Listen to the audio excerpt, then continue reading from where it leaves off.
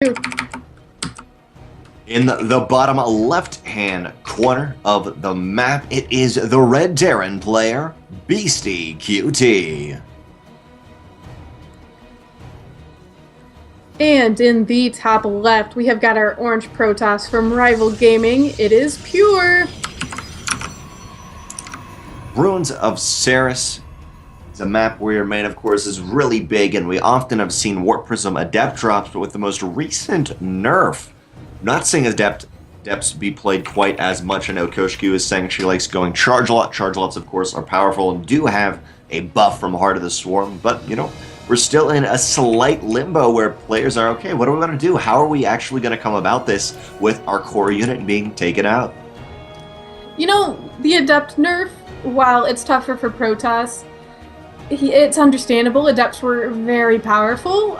Instead of now two-shotting SCVs, they take 3 shots to kill SCVs, just to kind of give you an idea of how the nerf goes. So it's nothing too crazy, but it's enough to kind of steer this matchup in maybe a different direction.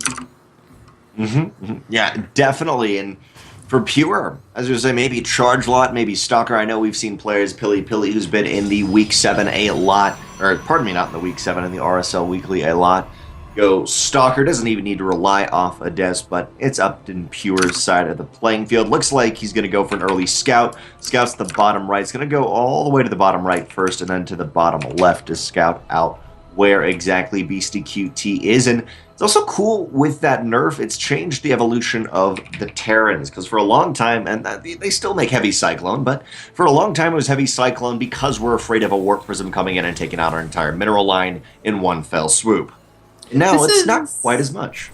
This is pretty interesting so far here from Beastyqt, though. We still lack a natural base, however, we've got 2 gases taken, a factory. Where do you think this is going, DrennoC?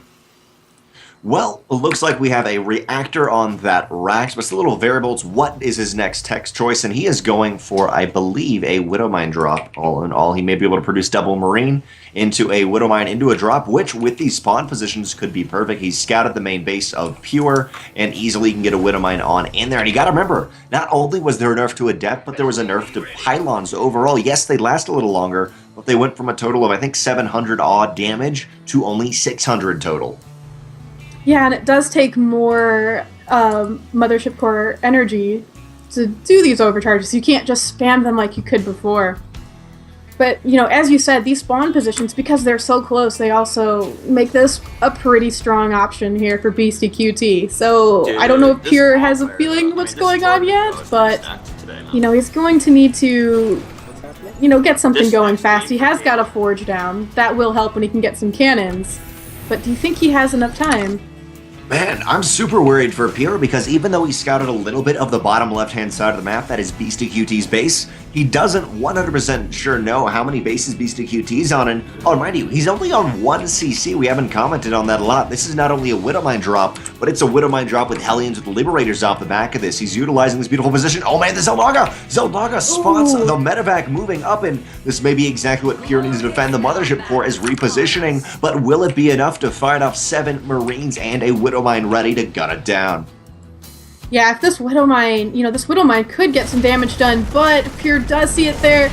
An overcharge does go off, and that Widowmine, though, finding a nice little sweet spot. Probes are pulled, so only 1 probe killed there. Nice reaction from Pure.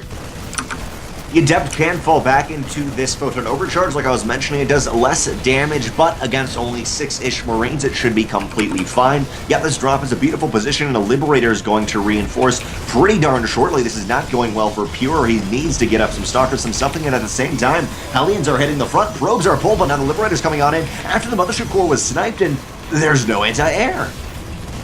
Yeah, this is a very tough position here for Pure. This was a great move by Beastyqt to do this.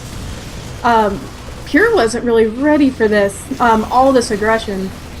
Oh, Widowmine Liberator's going to wreck this. Looks like the Mothership Core is finally out. There's the Photon Overcharge. It's barely going to be in range of this Liberator, but the Liberator simply repositions, and this is one of the issues of a lot of Protoss is like opening up those Adepts, but with a 1-base play like this from Beastyqt, you just don't have enough time to get out any anti-air.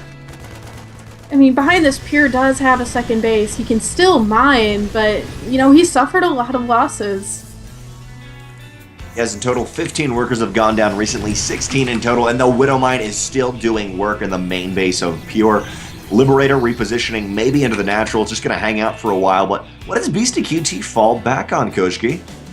Looks like it's going to be a siege tank drop. So he's going to follow this up with even more aggression. Oh, I like this siege tank drop, and it takes a lot of micro, but I mean, he's already got a Liberator out. Easily, he can push units from, probes from that natural base out of position. It's a little bit counterintuitive at first to say, well, he's got to micro two things, but that Liberator can shut down a position. You have to commit a few seconds into a base anyways, and now you pull the army out of position. Beastyqt may not be doing the most damage possible, but he's got a stranglehold, and a very strong stranglehold on Pure. Yeah, a lot of mining has been denied here. That Liberator, the Photon Overcharge was just out of range of it, and it forced so many probes to just not be working, you know, while that Liberator's still sieged up. Beastyqt secures a natural base off the back. This is still with the siege tank micro. Looks like the medevac's going to head on out of there. With only one stalker, it doesn't even require the medevac to boost out of position. It looks like the Liberator finally goes down. Overall, 25 workers have been killed. Not a huge difference, or a decent actually huge difference. What am I talking about? 10 workers different, 28 probes, 38 SCVs. Beastyqt is a phenomenal economic advantage and double mule. +1 melee stim is on the way in. By the time this army of Beastyqt heads across the map and gets there, I'm afraid for Pure, it looks like he's maybe trying to, I guess, do a DT shrine in the top right, but I don't know if that's going to be enough. Oh, went behind Dark Shrine, but is it going to be here fast enough? I mean, Beastyqt is already moving across the map. And, you know, Pure doesn't have that much to defend. He even has to kill one of his pylons, which could be incredibly valuable for the Photon Overcharge defense. How much did the Mothership Core have? Only 67. Only enough for one, and Beastyqt is mounting a huge aggressive push into the natural. These siege tanks, there's 3 of them, and they are now all siege. They're going to take down these pylons very fast. The pylons go down, so now no overcharges can be done in this area. This is looking very scary for Pure. Siege tanks wanting to leapfrog forward, and with no blink from Pure's stalkers, they cannot get into a good position to push this back. A couple of seconds with the siege tank lifted up in the air. The Adepts thought they could make it, but no. GG! Beastyqt 2-0 takes the best of 3 match. That was a really strong push, and those positionings, you know, from both players just made it work even better. It's phenomenal. I love that decision from Beastyqt. Very early scouts. Scouts where Pure is, and Pure scouts Beastyqt also, and I don't know if he identified how much of a one base it was, because he checked the natural, but kind of like dipped in, went out, was just trying to see a little bit like, okay, Reaper fast expanding, whatever.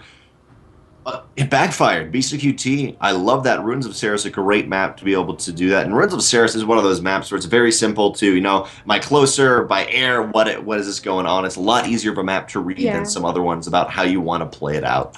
In Beastyqt, actually, I noticed his scout went diagonal first, so he was making sure his opponent was in a good position before he did this. And then when he knew that his opponent was in a closer position, really just kind of moved in for the kill with that build.